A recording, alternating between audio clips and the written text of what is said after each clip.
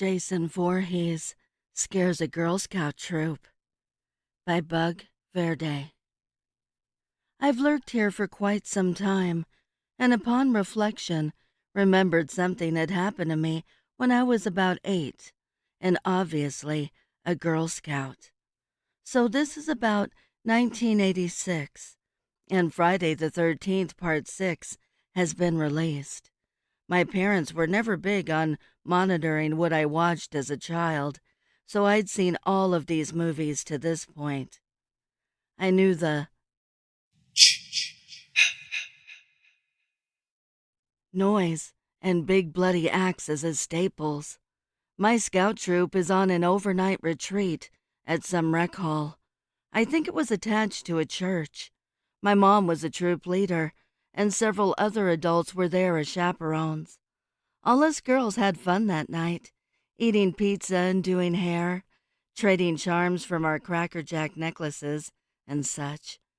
We may even have watched a movie, family-friendly for obvious reasons. It was time to tuck in for the night. After we all fought about who would sleep next to whom, got our sleeping bags laid out, and our pajamas on, the chaperones allowed us one last run around the hall for squealing, pulling hair, getting drinks, or bathroom breaks. Since this was a rec hall, there were no coverings on the windows. At one point during our last hurrah before bedtime, a group of us, myself included, saw some movement outside the window, which was in a hallway by the bathrooms. We huddled around the window looking. Then, about simultaneously, shat and pissed ourselves. Jason Voorhees stood outside the window, tapping with his axe. We screamed bloody murder. He disappeared. Chaperones came running, my mom included. They're confronted by a gasping, shrieking gaggle of girls, screaming, "The Friday the 13th guy is outside!" They didn't believe us. We were all crying, and I'm really shaken up because I've seen these movies and know what happens when Jason gets a hold of you. I guess when the chaperones saw we were still shook up, after 5 to 10 minutes had passed, my mom pulled me aside and asked me if we were playing a prank on them or not. I swore up, down, left, right, and sideways that no, we were not lying, and we saw Jason. So the chaperones decided to go check all the windows in the rec hall. They moved from one to another, and after a few minutes pass, I hear a woman cursing.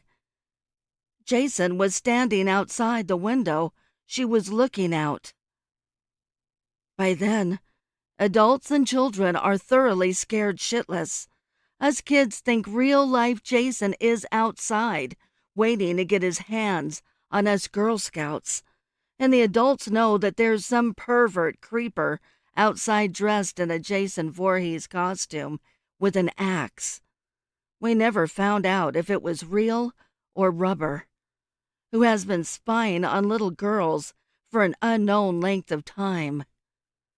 Since these were the days before cell phones, and I'm not sure if 911 was active in our area yet, my mom had to comb through the phone book at the payphone to find the right police station to call.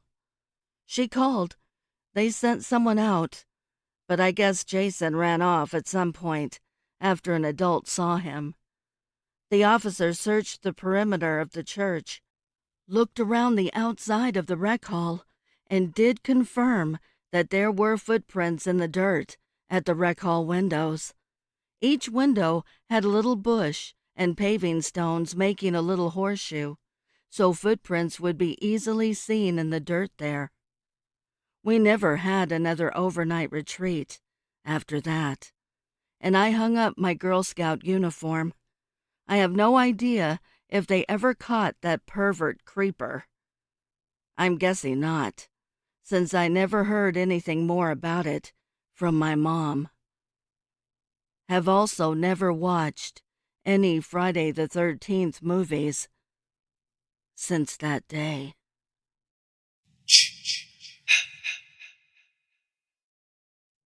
I would like to give a heartfelt thank you to the special friends of the channel for your overwhelming generosity. If you would like to support the channel, the link is below in the description. Also, please send me your stories and poems to duchessofdarkness27@gmail.com. You can also find me on Instagram at duchess.ofdarkness and Twitter at duchessofdarkn2. I want to thank all my listeners for your kindness, your encouragement, and your support. It means the world to me. Thank you for joining me. Until next time.